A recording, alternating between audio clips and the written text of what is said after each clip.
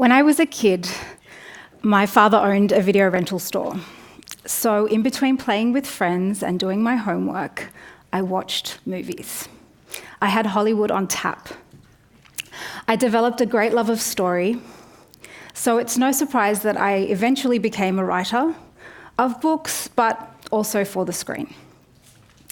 In my first screenwriting class, my teacher told us we watch cinema because life is hard. Words that I hold on to because as I grew older and struggled to find my place in the world, I started to see a problem with the stories being told. As a female in an Arab Muslim family growing up in the West, I was nowhere to be found. Nor could I find anyone who resembled me in the films I watched. When we did appear, the depictions were never very nice or authentic. There's this guy coming to a theatre near you. And here's me, apparently. A cautionary tale. We're always veiled and in the desert. It's called the 3B syndrome. Arabs are always billionaires, bombers, or belly dancers. To which I would add my own version. The 3 Cs were also cab drivers, convenience store owners, or crackpots. I can count on one hand the number of characters I've seen in a film where the character is incidentally Muslim. That is, he's not in the film as a Muslim, he just happens to be one. And I say he because women are also poorly represented across the board. Women are generally there to progress the hero's journey, and minority women have it even worse.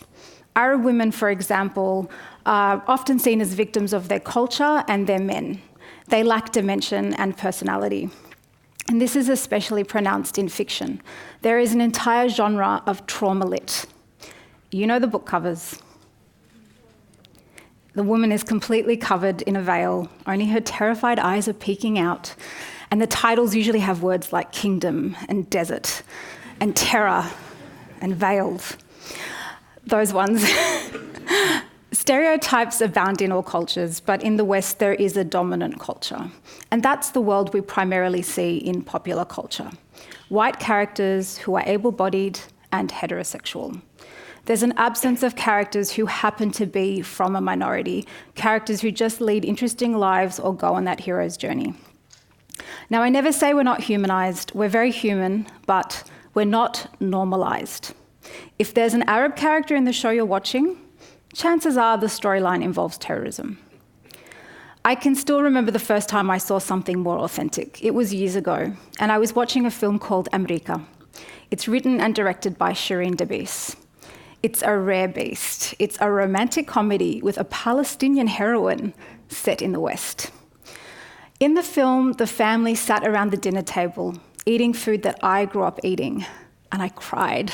I'd honestly never seen my life portrayed so normally and yet with so much meaning and resonance, and I haven't really seen much like it since. Now, other minorities do take a hit.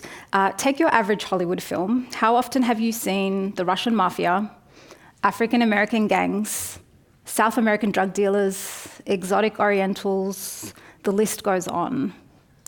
That's just what we're seeing in Hollywood these days.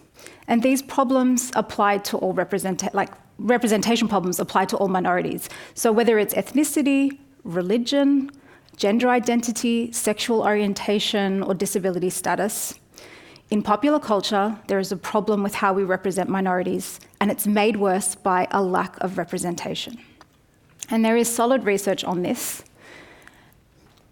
A couple of years ago, Screen Australia surveyed the state of the industry, looking specifically at the state of TV drama in Australia. The results showed that how we reflect Australian life does not reflect our reality. Here's cultural diversity. Mostly we're underrepresented.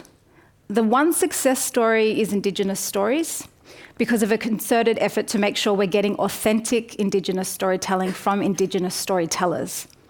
But unfortunately, we're still behind on LGBTQI characters and characters with a disability. The reason why stories are not diverse enough is because the people telling the stories are not diverse enough. There's also research that shows that overwhelmingly, the people in charge in the arts sector in Australia are not a diverse group. That is, more than half of Australia's major arts, cultural and screen organisations don't have culturally diverse leadership. This affects what we see and what gets made. And what we're seeing are stories told about us, not by us. Stories that explore how others see us, not how we see ourselves. How we see ourselves. My first novel was a take on a romantic comedy with a Muslim heroine. There were no Muslim heroines to be found, so I wrote one. Not just to fill a gap in the market, but to fill a gap in me. There is a change in the wind, though. There is increasingly a focus on diversity. And it's long overdue, but I'm glad that we're seeing it. Essentially, what we're seeing is a focus on characters who are not simply from a minority. But I think of it as a diversity pendulum swing. We're out of balance, so we're swinging the pendulum to restore it. The problem is, when you swing the pendulum a little bit too hard to the other side of the spectrum, we start to get representation with some problems. Representation, but not necessarily meaningful representation, where it's about difference, not compelling story or great characters. More representation to plug the gaps, but characters are exoticized, fetishized, or tokenized. So the answer to the scary Arab Muslim terrorist is a nice Arab man who gets mistaken for being a scary Arab Muslim terrorist. Minority characters don't have to be nice. They should be real. They should be complex. And the problem is, when we're only showing characters as good or bad, we're not telling authentic stories. We're really only enforcing stereotypes, when you think about it. I've been observing this diversity pendulum swing in mainstream media for a while now. I started writing satire. That's how I started out. But eventually my title read like a cultural resume. Amal Awad is an Arab Australian Muslim writer, not simply a writer. I have no desire to hide my heritage, but when identity labels are included in the description, what that might say to some people is Amal Awad can only write about being Arab, Australian, and Muslim. Minority credentials can reduce our value as artists. We become activists, not storytellers. When I wrote confessional pieces for mainstream media, it seemed to me like they just wanted stories of trauma and the challenges of living in the West. That's what the demand was. When I stepped outside of expectation, I was rejected. I know I'm not alone in this. I know a lot of writers who feel the same frustration, writers who are very good at what they do, but they get categorized based on their diversity credentials or that of their characters. This is what we have to deal with when we're diverse writers. However, it's also a problem in screenwriting. When you have diversity credentials, you start out as a screenwriter. A lot of what you're doing is consulting on other people's projects. So it's a great experience to learn. You're also making other people's stories more authentic, but you're not necessarily getting experience yourself. But I also do writers' rooms as a writer. Writers' rooms where television shows are fleshed out, storylines, plots, and all of that. I go in as a writer, but sometimes it still feels like I'm in there as that cultural consultant. Sometimes it's hard to move past the slot that people have put you into. But we need stories told by us, not about us. Stories that don't just represent, but normalise. That's what real diversity looks like, and that's what audiences are asking for. Movies like Crazy Rich Asians, with its nearly 100% Asian cast, it didn't dilute comedy, it was just a romantic comedy, it didn't dilute the culture either. And it happened to have Asians at its centre. We need diverse storytellers telling more than stories of trauma. We need diverse storytellers to not be educators or activists. Like any storyteller, We write and create to explore and interrogate our humanity and the world we live in. While our perspectives may be coloured by our experiences, they're certainly not limited by them. I know writers from diverse backgrounds who love genre writing. They're sci-fi fans or fantasy nerds.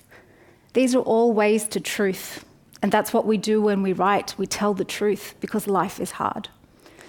And there are so many ways to tell that truth now.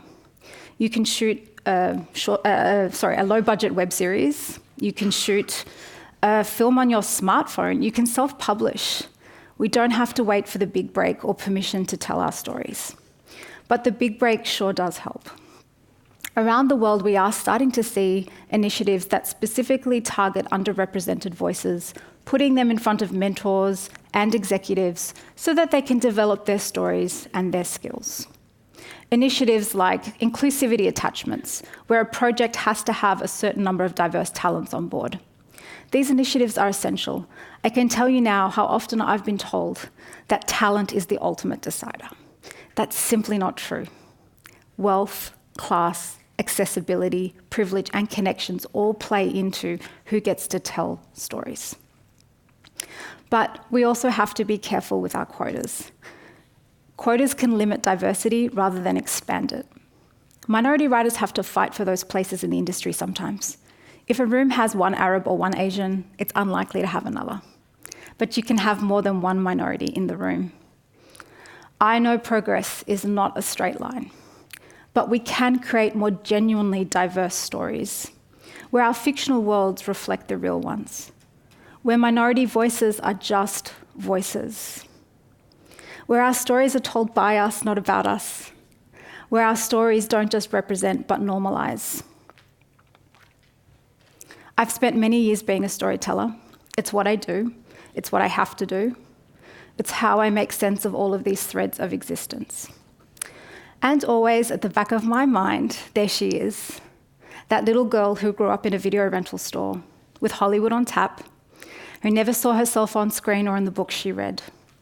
And not far behind her is 20-something me, who decided to write a Muslim heroine, not just to fill a gap in the market, but to fill the gap in me. Thank you.